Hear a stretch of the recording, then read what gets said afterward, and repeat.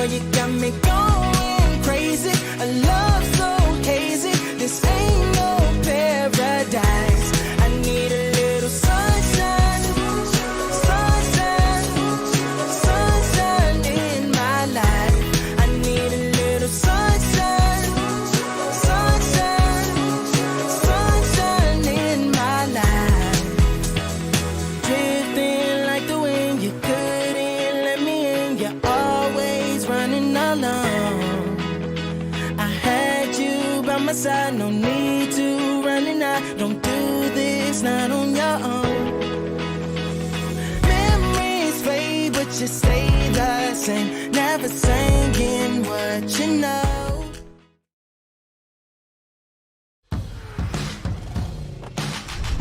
The sheer math of climate change has become so overwhelming that everyone recognizes that we need to do this.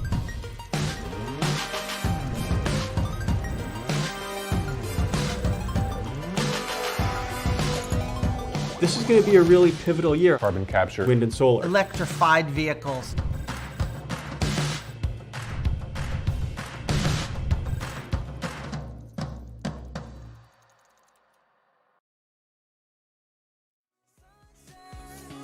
Sunshine in my life. Rain keeps pouring down. The night is getting colder. I'll keep waiting it out until the storm is over. 'Cause I got this feeling we gonna make it. Got this feeling we gonna make it. Got this feeling we gonna make it. Got this feeling we gonna make it. Got this feeling we gonna make it. Got this feeling we gonna make it. Got this feeling we gonna make it. Got this feeling we gonna make it.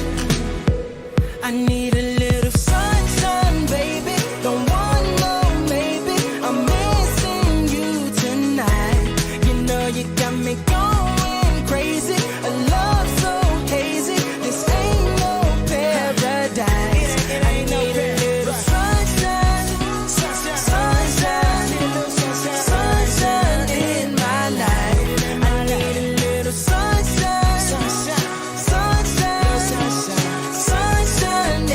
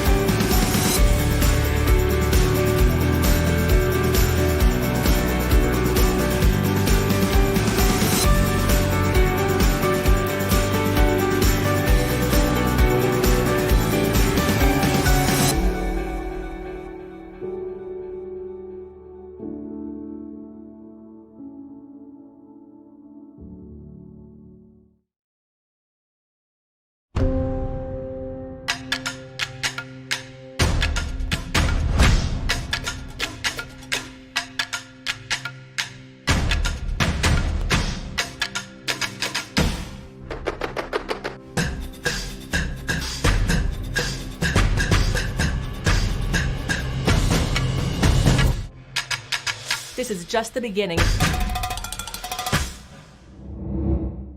Welcome to our next Axios Latino event on the state of the economy. I'm Russell Contreras, the Justice and Race reporter for Axios, and I'm coming at you from Rio Rancho, New Mexico. And thank you to Bank of America for making these conversations possible. Welcome to our audiences on Facebook, YouTube, Twitter, LinkedIn, and of course, Axios.com. And join the conversation today on Twitter at Axios and hashtag Axios Events. Over the next 30 minutes, we will unpack the latest issues impacting Latinos, from the access to jobs to the impact of COVID-19 on Latino-owned businesses, President Biden's latest infrastructure bill, and more. Our first guest is the Senator from California, Senator Alex Padilla. Senator Padilla, welcome to Axios.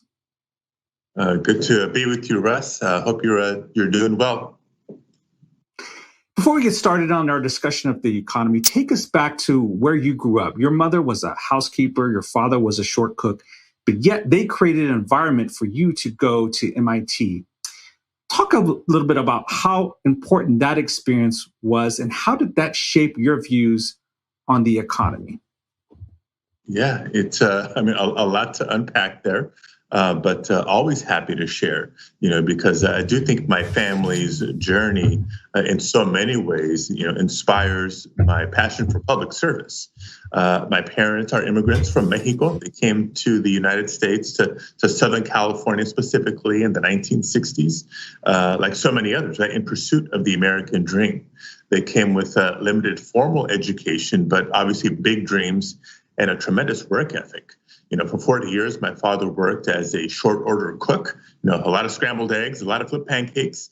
And for the same 40 years, my mom used to clean houses, and I'll just say as sort of a side note, both of those careers, hard work, honest work, deemed essential by the federal government during the course of this pandemic.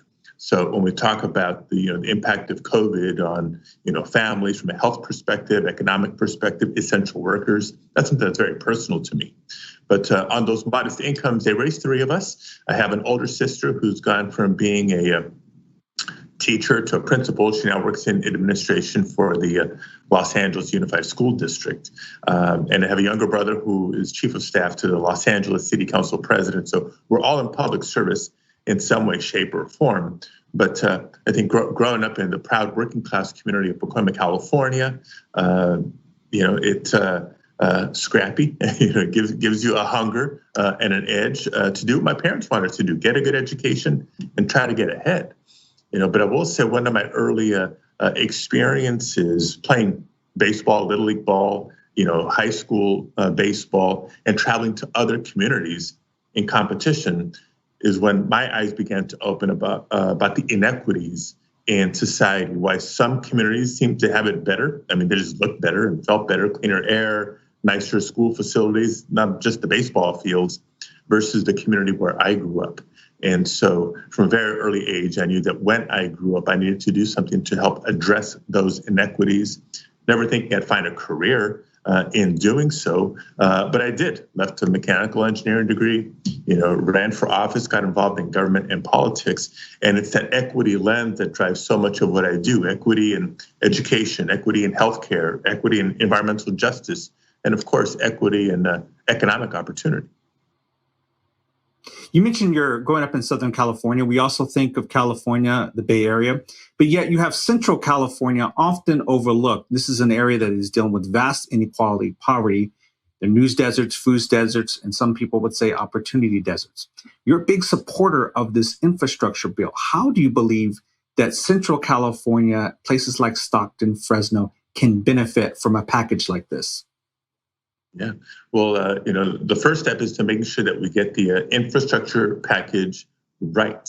And part of getting it right means shooting for larger investment, not smaller investment. We can't be shy given the infrastructure needs of California and the nation. And by the way, when I say that, it's not just addressing deferred maintenance. It's how can we be smart about investing in our infrastructure that improves our economic position and competitiveness in the years ahead.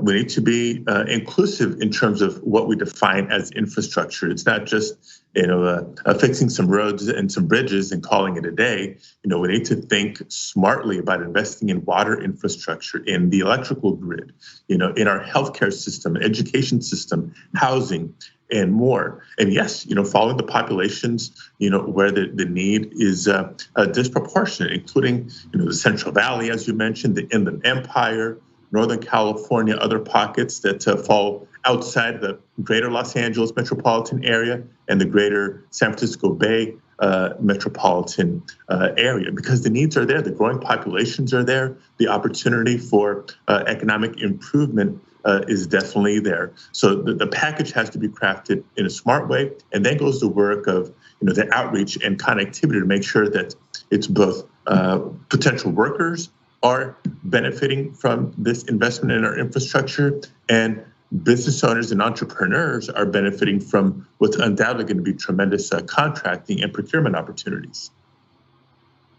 You've been an outspoken advocate for the federal government to get involved in the climate change fight. Take us on how you would imagine California's economy transitioning to electric vehicles, clean energy. Would this be an area in California that could produce new jobs? Oh, absolutely. And, this is one area that I get particularly excited about, not just because of my background in engineering, but my time in the state legislature. For 6 of my 8 years in the California State Senate, I served as chair of the Committee on Energy, Utility, and Communications. So had hands-on experience in crafting a lot of California's renewable energy policy, policies to incent, clean technology and research and development. And I think that's a good foundation for a national climate plan.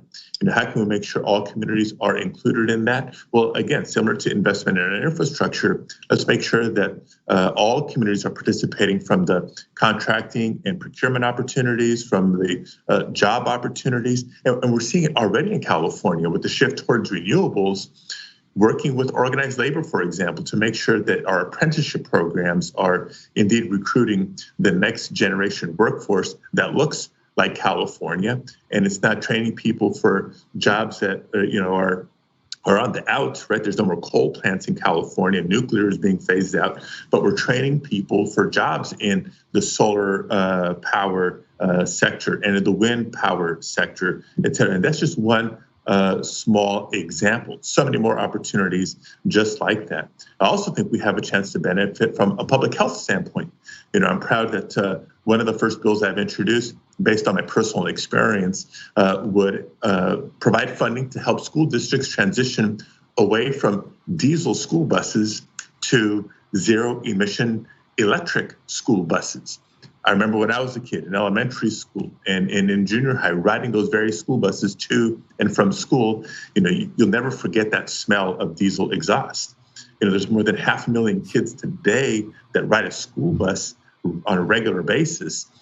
90% of our more than 90% of the bus fleet in America are school buses, and more than 90% of those are diesel buses. So we have a chance to better protect the environment by phasing out diesel, improve the public health of these students.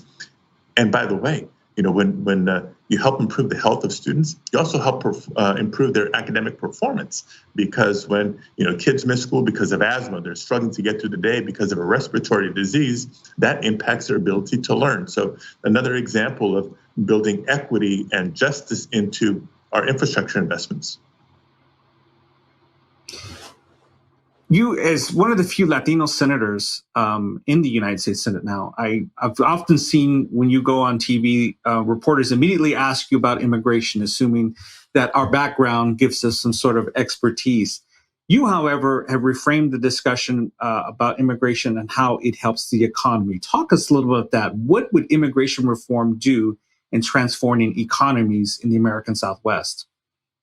Yeah, well, look, frankly, it's both, right? I think it is a moral and justice imperative for immigrants that have been here, particularly the undocumented that have been here working here, paying taxes here, they deserve security and a pathway to citizenship. But if that moral argument doesn't convince, enough of my colleagues to support, long overdue reform to our immigration laws, but an economic argument does, then we know the data is there. When immigrants naturalize and become citizens, it leads to an economic boost for them and their families and for our nation as a whole. So it's a win-win, and nowhere more clearly seen than during the course of this last year, the COVID-19 pandemic. That's why my very first bill that I introduced as a senator would provide security and a pathway to citizenship for any undocumented immigrant that's been working as an essential worker during the pandemic. People are surprised to learn that more than 5 million essential workers in healthcare, in construction, in transportation, in agriculture, in food processing, and more are not just immigrants, but undocumented immigrants. My God, clearly the federal government has recognized how essential they are to our nation's infrastructure and our economy. And if you look at all the tweets and posts, the banging of pots and pans, the signs that heroes work here outside so many workplaces across the country during the course of the pandemic, let's treat those heroes as heroes. Let's let them live without fear of deportation and put them on a pathway to citizenship. Senator, thank you so much for joining us. We appreciate it. Thank you, Russ. Hope to see you again soon. And next, we have a View from the Top segment. Thank you, Russ. I'm John Otto, Senior Vice President of Client Partnerships here at Axios. And now joining us is the President of Business Banking at Bank of America, Raul Anaya. Welcome, Raul. Hey, John. It's good to be here. Good afternoon. I'm really glad to have you here today. So let's start with a review of the past year. It hasn't been easy for many people, but can you share some of the ways Bank of America has been helping businesses navigate through the pandemic? Yeah, look, you're exactly right, John. I mean, the last 15 months or so have been extraordinary, challenging for so many in business. Businesses had to adjust. Many of them had to close down, shut down, reopen, shut down. But one of the things that we're very proud of at Bank of America is how we were able to execute on the SBA's Paycheck Protection Program. There were 4 different programs related to the PPP, and we are the second largest provider of PPP loans to small businesses across the country. We're very proud of that, where we were able to sit down with many of our clients, walk them through an entirely new process, all of it which was done digitally, and help them, basically provide capital for their businesses during these challenging times because of the global health crisis. And underserved communities have been hit hard. Are there specific programs offering support to those groups? You're exactly right, John. One of the things that we've learned is our underserved communities were disproportionately impacted because of the global health crisis. And so in June of last year, we announced a $1 billion commitment aimed towards economic mobility and addressing some of the racial inequalities that existed, and quite frankly, that were revealed because of the pandemic. And so this $1 billion is there to help provide small business technical support, access to healthcare, job reskilling, and affordable housing to these underserved communities. And so we're very proud of that. We have since increased that from $1 billion to $1.25 billion, and we're delivering those dollars across all of the United States through our local market organizations. And let's drill in a little bit more on Hispanic and Latino-owned businesses specifically. So what do you have in place to assist these businesses? Yeah, look, we have a network of bankers that are focused on the Hispanic Latino community across all of America. We actually have dedicated teams that are focused on that, that segment.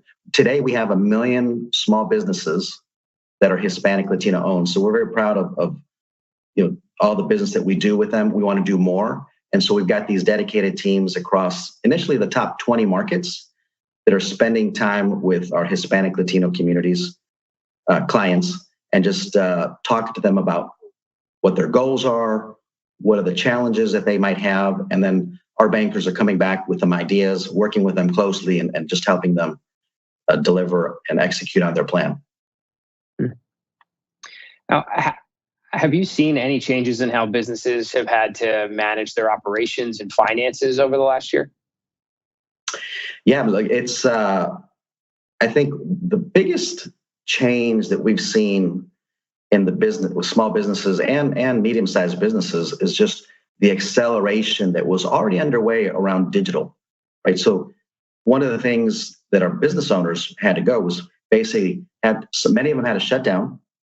Many of their employees were working from home, and all of a sudden they had to manage their customer relationships and their banking relationships and their vendor relationships all online. And so that's probably one of the biggest things that we saw is just the digital transformation of all businesses of all sizes, where they had to very quickly adapt and adjust their operations in order to be able to manage their business on an online basis. And now in your role, you're incredibly plugged in with business owners from across the country. As things start to reopen more widely, I'd love to hear, what are you hearing from these small businesses? What are they looking forward to? Is there a sense of optimism out there? One of the things I love about my job is I'm able to interact with so many of my clients across the country. And, being here in Los Angeles, I've got, relationships with many of the business owners, and just talking to them over the last few weeks, there's just a greater level of optimism. The vaccine is rolling out across the country. The government stimulus programs are doing what it's supposed to be doing, and that's propping up the economy. There's just a general sense of much greater consumer confidence. In fact, we just released our small business owners report just a few days ago, and where we survey small businesses across the country. And one of the biggest takeaways that I got in reviewing the report is that 60% of our small businesses that were surveyed expect their revenues to increase in 2021. We did that same survey in the fall just a few months ago, and that was only 35% of our small businesses thought that they were going to see an increase in revenue. That just speaks to the general level of optimism that exists because of, again, the local and national economies are opening up. Things are returning to a new normal. So that's very encouraging signs for us. Well, that's a great spot to leave it, a bright spot to leave it, I should say. Raul and Naya, thank you for the time today. I really appreciate your insights. Thank you, John. It's glad to be here with you. And I'll also say a special thanks to our partner, Bank of America, for making this program possible. Now, I'll pass it to the host of our next segment, Marina Franco. Thank you, John. This is Marina Franco. I'm a reporter at Telemundo and a co-writer of Axios Latino. And our final guest is Ramiro Cavazos. He is the president and CEO of the United States Hispanic Chamber of Commerce. Welcome, Ramiro. Gracias. It's so good to be here with you, Marina. Likewise. Thanks so much for joining in. So, Ramiro, let's get right to it. The past year has been a very tough one for most businesses, but especially for minority-owned businesses, and in that sense, Latino and Hispanic-owned businesses. What do you think is the most pressing issue now for those businesses and to bounce back, especially given how important they are for the whole of the U.S. economy? Well, the number one reason, Marina, that we need to bring our economy back to normal, and especially for Hispanic-owned businesses that have been affected, like all businesses during this pandemic, is to make sure that everyone gets vaccinated, that we prevent the transmission of this virus to everyone, not just in the US, but the rest of the world. And so job one is to make sure that we're all healthy and that we're vaccinated and that things get back to normal as much as possible, because that will allow us to go about the normal trade activities, exports, imports, purchases within our neighborhood. The U.S. economy, 70% of the U.S. economy, the largest economy in the world, is driven by consumer spending. It's confidence in one another, purchasing goods from one another. And so it's important that we get beyond this pandemic. And our businesses were already challenged before the pandemic because only 2 out of every 10 businesses that applied for a loan from a bank were getting capital. So there's so much work to do, but we're very optimistic at the United States Hispanic Chamber of Commerce with the future and the adjustments that we're making. And given that longstanding problem with credit, what do you think can be done going forward so that those businesses have at least a little bit of more equity access, more equal access? Well, Marina, there are 4.7 million Hispanic-owned businesses in America, and they drive the present economy and the future economy of this nation. We are 61 million Hispanic Americans. 1 out of every 5 people living in this country are self-identifying as Hispanic. And so it is a very young audience, a young population also, and a hardworking entrepreneurial segment. By percentage, more Hispanics are in the workforce than non-Hispanics. So we need this economy. What we would like to do is to make sure that now that the pandemic, the light at the end of the tunnel, we can see it, is that access to capital is the number one need after making sure that the pandemic ends. And for us, that's been a longstanding challenge. Luckily, because of the pandemic, all businesses were affected. Even landlords of Hispanic-owned businesses that had a note at the bank were realizing that we're all more interconnected than we ever knew to make sure that we survive economically.